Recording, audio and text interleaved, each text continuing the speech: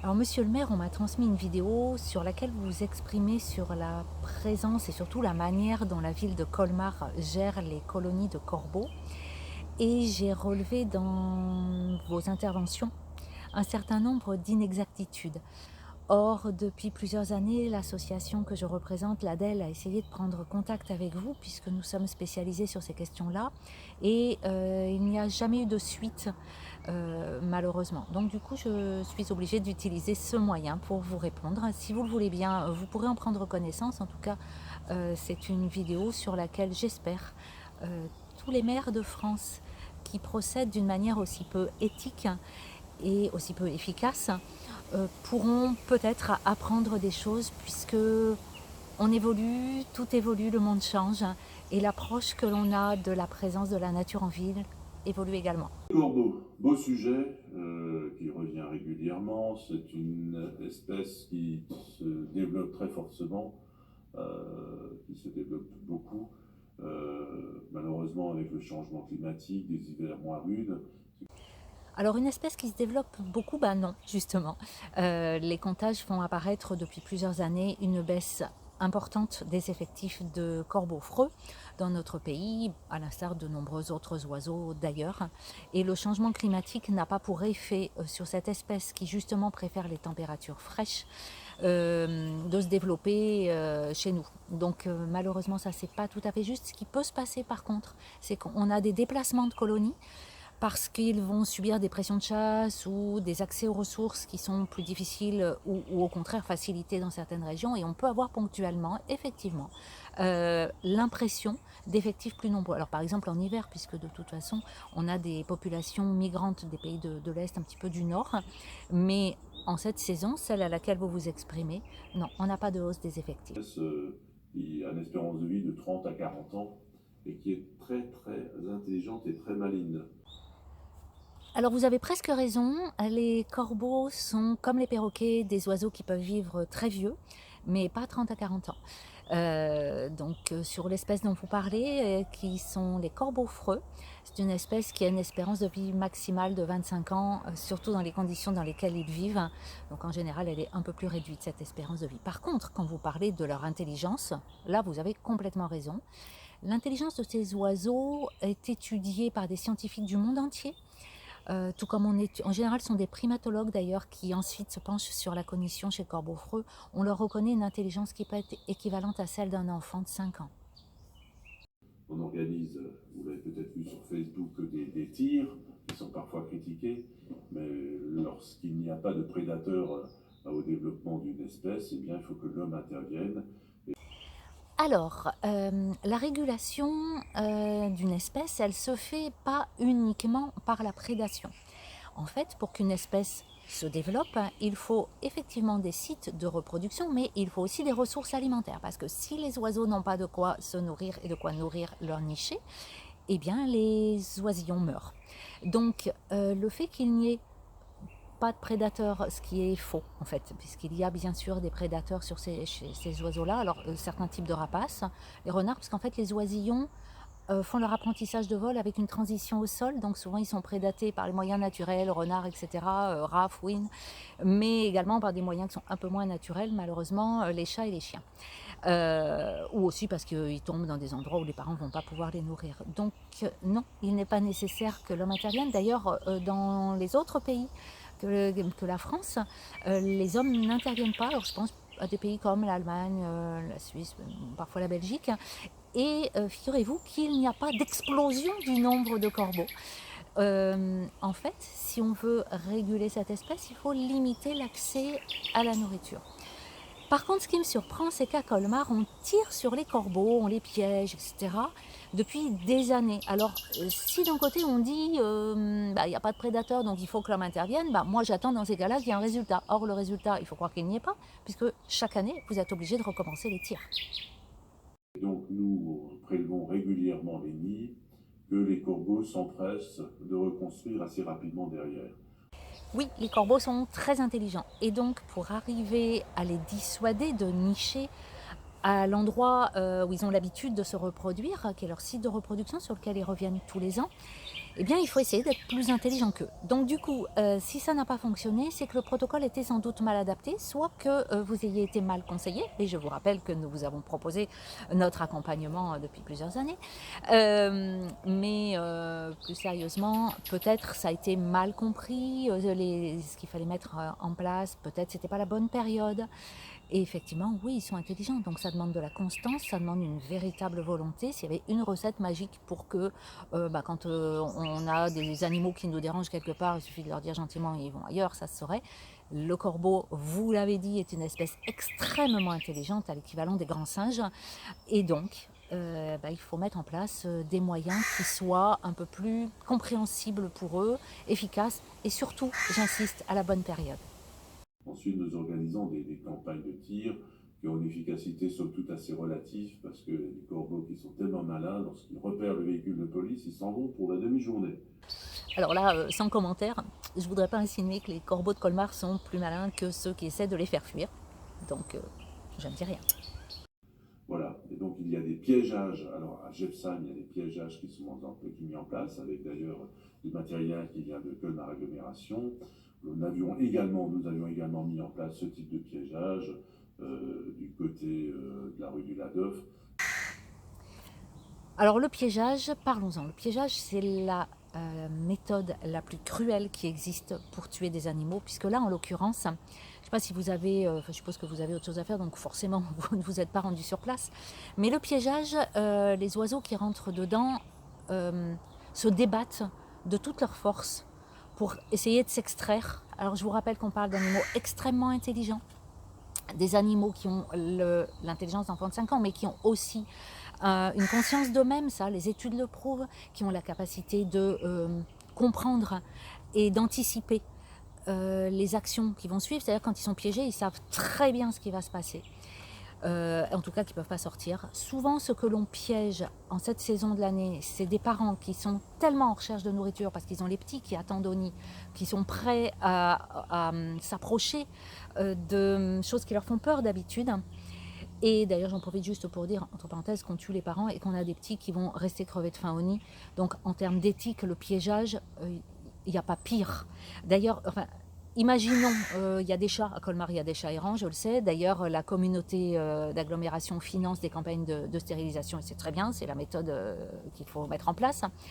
Imaginons maintenant que parce que les chats dérangent, parce que forcément ils dérangent, vous ayez décidé de mettre en place une politique équivalente à ce que vous faites pour les corbeaux. C'est-à-dire qu'on va piéger les chattes, puis les tuer, et laisser les chatons, on ne sait pas où, crever de faim. Alors, je ne suis pas convaincue que l'ensemble des contribuables, parce que là on parle quand même d'argent public, soit favorable à ce genre de traitement sur les animaux, fussent-ils des animaux sauvages, puisqu'on parle d'oiseaux qui ne sont pas des animaux domestiques, de votre commune.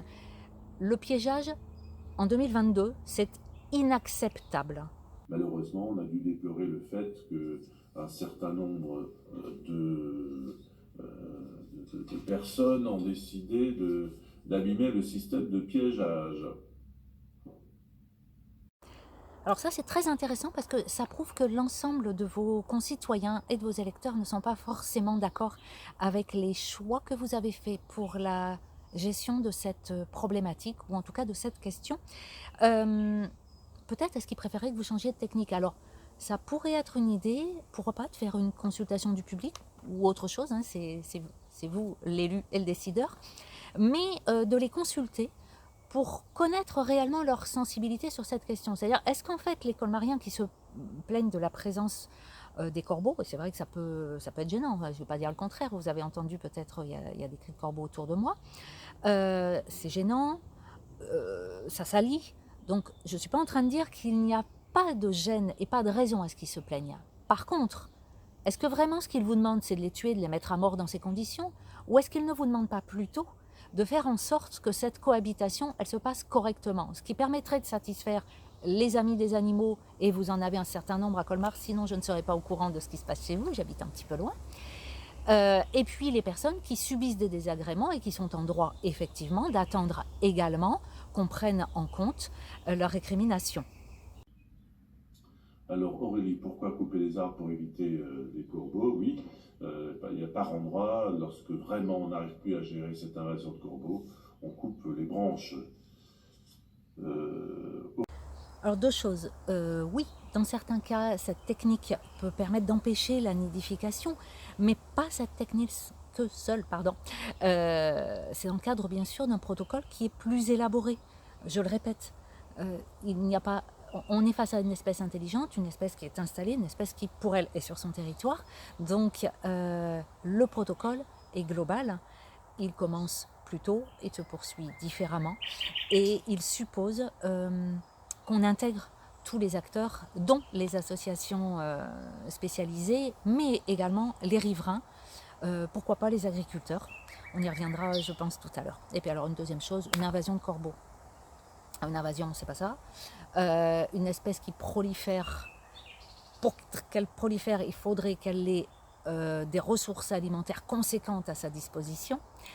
Non, il n'y a pas de prolifération de corbeaux. Il y a par moment une présence de corbeaux qui est plus importante et sur laquelle on peut travailler, qu'on peut accepter plus ou moins bien. Ça dépend aussi de notre culture, puisqu'il y a des régions où on les accepte mieux que d'autres. Sont-ils nuisibles? Alors ils sont très nuisibles, Aurélie. Lorsqu'on habite à proximité, vous avez d'abord le bruit que font ces animaux en soirée. Alors, ils sont nuisibles parce qu'ils font du bruit en soirée. Alors moi, je me suis laissé dire qu'à Colmar, il n'y a pas que les corbeaux qui font du bruit en soirée. Et dans tous les cas, je ne crois pas que le fait de faire du bruit justifie qu'on tue de manière aussi cruelle des animaux aussi intelligents.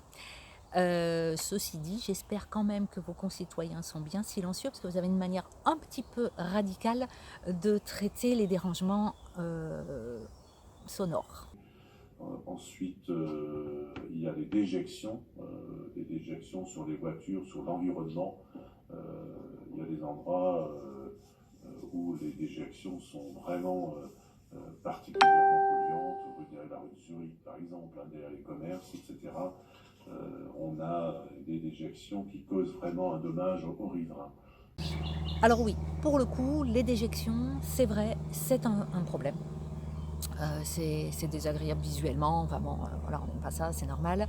Et même s'il n'y a pas de cas, aujourd'hui on n'a jamais eu de cas de transmission de zoonose, donc de maladie du corvidé vers l'homme, ça reste néanmoins une problématique que je peux entendre, mais pour laquelle il existe un panel de solutions. On ne va pas y revenir, c'est plusieurs fois que je le dis, c'est vraiment une problématique sur laquelle on a suffisamment de recul pour pouvoir l'anticiper.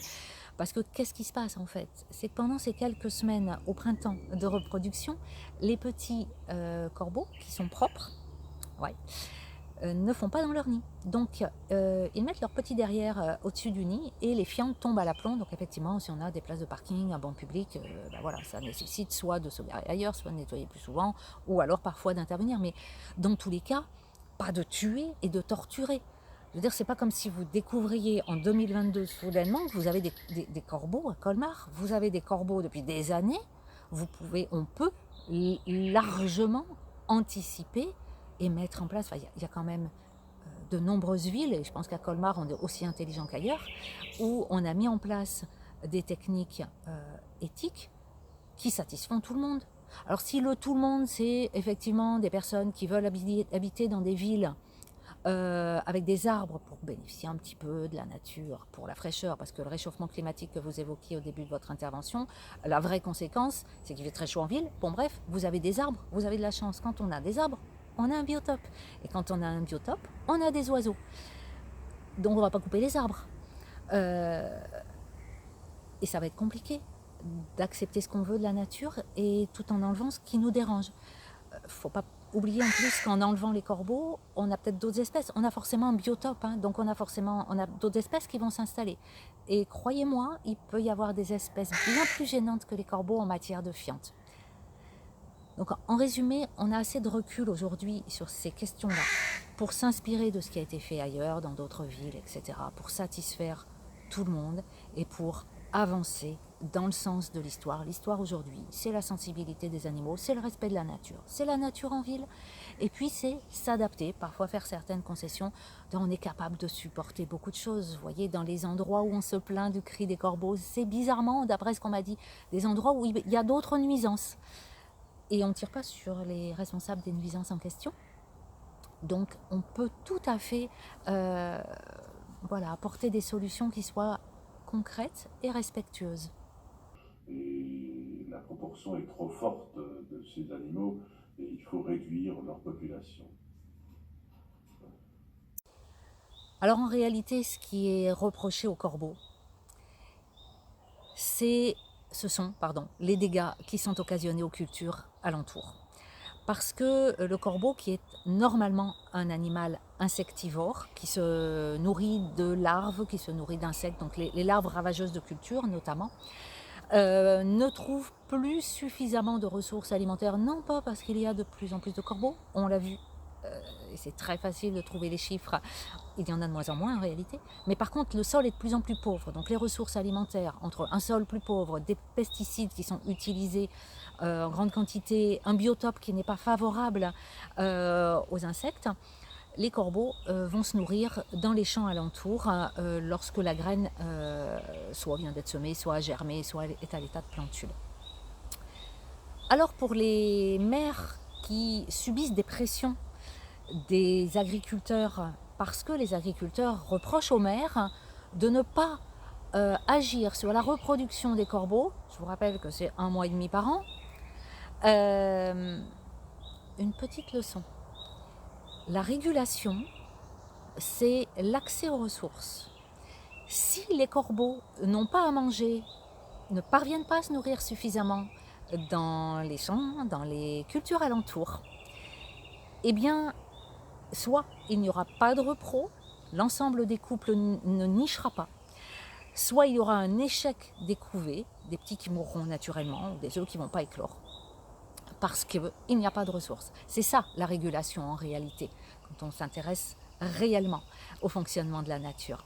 Donc aujourd'hui, j'ai envie de dire, pas uniquement à vous, monsieur le maire de Colmar, mais aux maires qui subissent les pressions des agriculteurs, la question elle se pose dans l'autre sens en fait. C'est pas à vous d'empêcher la reproduction, c'est aux agriculteurs de mettre en place, de se mobiliser, et je sais que c'est dur, ça fera l'objet d'une autre vidéo. C'est dur et c'est parfois extrêmement compliqué, c'est très contraignant, et je ne suis pas en train de dire que leur vie est facile, je suis juste en train de dire qu'ils ne peuvent pas vous rendre responsable, les maires de France, des problèmes qui sont rencontrés dans l'agriculture. Une limitation de l'accès aux ressources, forcément, ça va limiter la reproduction et le nombre des oiseaux. Et puis, au passage, je vous rappelle quand même qu'il s'agit d'une espèce chassable. Et elle est chassable de début septembre à fin mars, ce qui laisse largement le temps à ceux qui argumentent qu'il serait nécessaire que l'humain intervienne, ça laisse largement le temps de tuer un nombre conséquent d'animaux. Et c'est une des raisons pour lesquelles on ne peut pas entendre aujourd'hui qu'il y ait des actions menées pendant leur seule et unique période de reproduction annuelle.